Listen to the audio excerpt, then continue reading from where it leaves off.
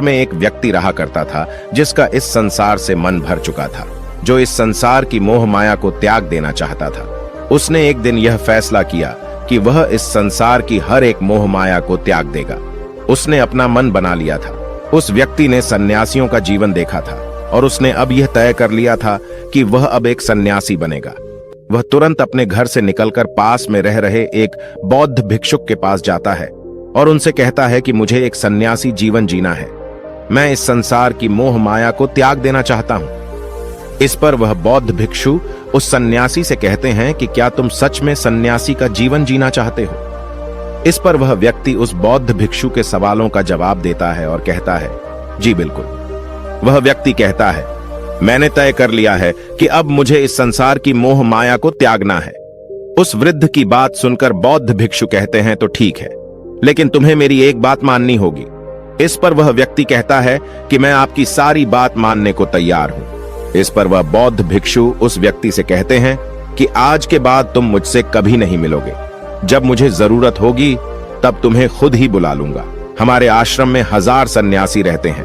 तुम्हें उन्हीं की तरह रहना है और उन्हीं की तरह खाना है, उन्हीं की तरह वस्त्र पहनना होगा और ठीक वैसा ही जीवन जीना होगा जैसे कि वे सब जी रहे हैं। इस पर वह व्यक्ति कहता है कि ठीक है गुरुवर, मैं तैयार हूं। इतना कहकर वह व्यक्ति उस बौद्ध भिक्षु को प्रणाम करता है और वहां से आश्रम की ओर चला जाता है। आश्रम में जाने के बाद उसे एक कमरा मिलता है। वहां जाकर चुपचाप बैठ जाता है।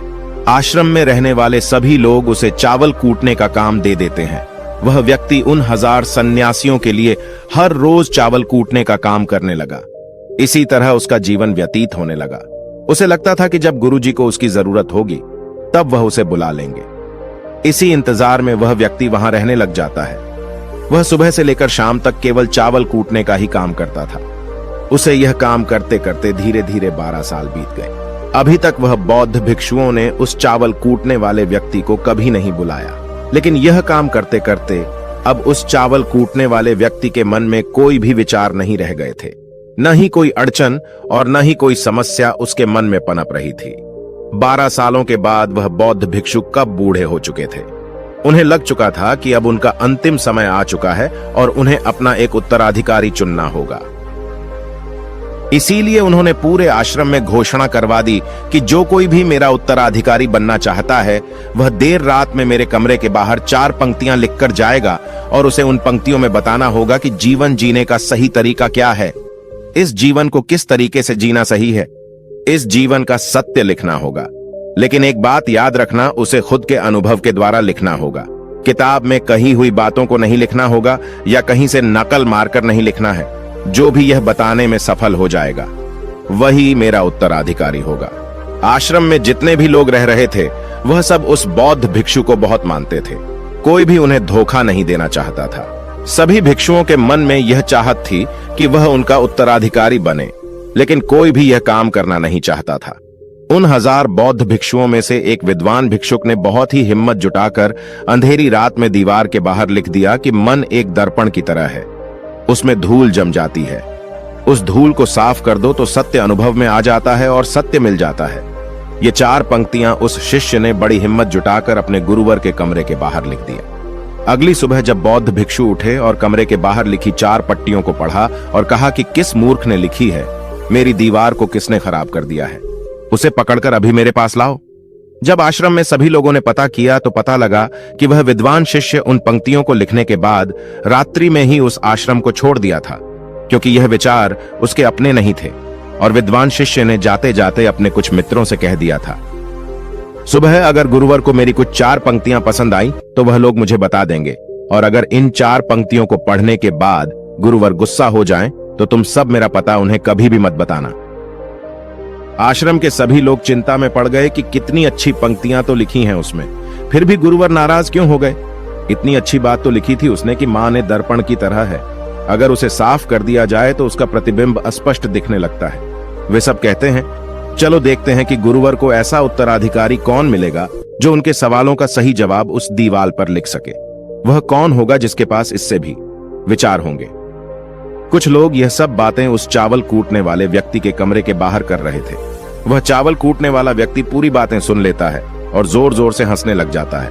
लोग उससे पूछते हैं, इसमें हंसने वाली बात क्या है? तुम्हें इसमें क्या गलत लगता है? वह चावल कूटने वाला व्यक्ति कहता है, गुरुवर सही तो कह रहे हैं कि किस नासमझ ने यह सब लिखा है।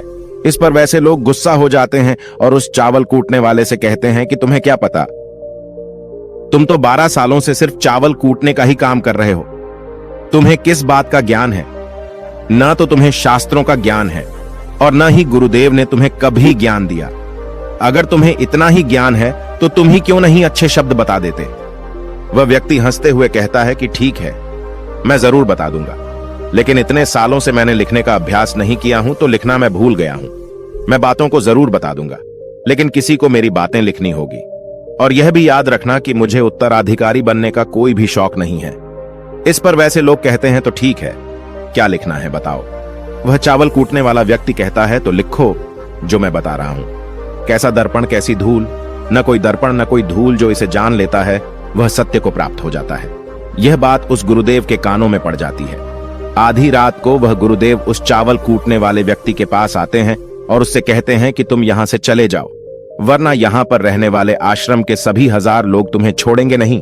यह जोगा ले लो, तुम मेरा उत्तराधिकारी बनना चाहो या न जाओ, इससे कोई फर्क नहीं पड़ता। तुम उत्तराधिकारी बनो या न बनो, लेकिन जो शब्द तुमने कहे थे वही शब्द बिल्कुल सत्य हैं और जीवन के अनुभव को दर्शाते हैं। इसलिए मन ही मन मैं तुम्हें अपना उत्तराधिकारी मान लिया हूं। और अगर यह बातें उन 1000 आश्रम वाले लोगों तक पहुंच जाएंगी तो वह सब तुमसे जलने लगेंगे और तुम्हें चोट पहुंचाएंगे। यह लोग बर्दाश्त नहीं कर पाएंगे। यह चावल कूटने वाले व्यक्ति उत्तराधिकारी कैसे बन सकता है?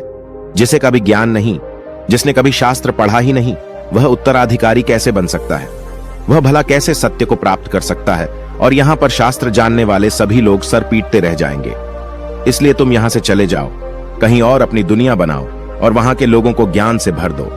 इस पर महात्मा बुद्ध ने भी अपने एक शिष्य से कहा था, जब तुम्हारे मन की सारे विचार शांत हो जाएं, तुम्हारे भीतर विचार आना बंद हो जाए, उस दिन से तुम्हें सत्य का अनुभव हो जाएगा। तुम सत्य का अनुभव करोगे, खुद को भी और इस ब्रह्मांड को भी समझ पाओगे। और यही बुद्धत्व प्राप्ति का पहला कदम है। मन को शांत करने का पहला तरीका जो बौद्ध ग्रंथों में बताया गया है वह खुद के विचारों पर करना। इन्हें अच्छे से समझना कि आखिर आपके अंदर कौन से विचार उत्पन्न हो रहे हैं, आपके अंदर आखिर क्या चल रहा है। उन्हें अच्छी तरीके से और जागरूकता के साथ समझने की कोशिश करना, न कि अपने विचारों को दबाने की कोशिश करना। अगर आप अपने मन के विचारों को दबाने की कोशिश करते हैं तो यह गलत होगा, जिसकी वजह से मन और तेजी से भटकने लगेगा और बार बार भटकेगा। लेकिन जब भी आपको लगने लगे कि आपका मन बहुत तेजी से भटक रहा है तो तुरंत आप उस पर ध्यान देना शुरू कर दें। उसको जागरूकता के साथ देखें और अपने विचारों पर ध्यान दें।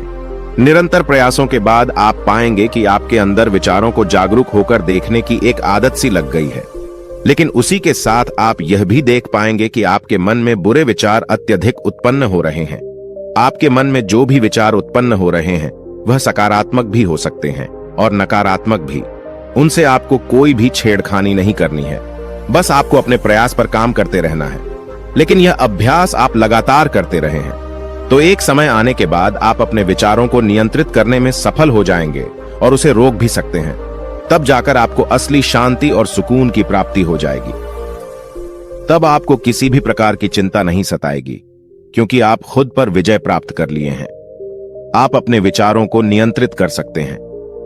दोस्तों, इस वीडियो में बने रहने के लिए सच्चे दिल से आपका बहुत बहुत आभार।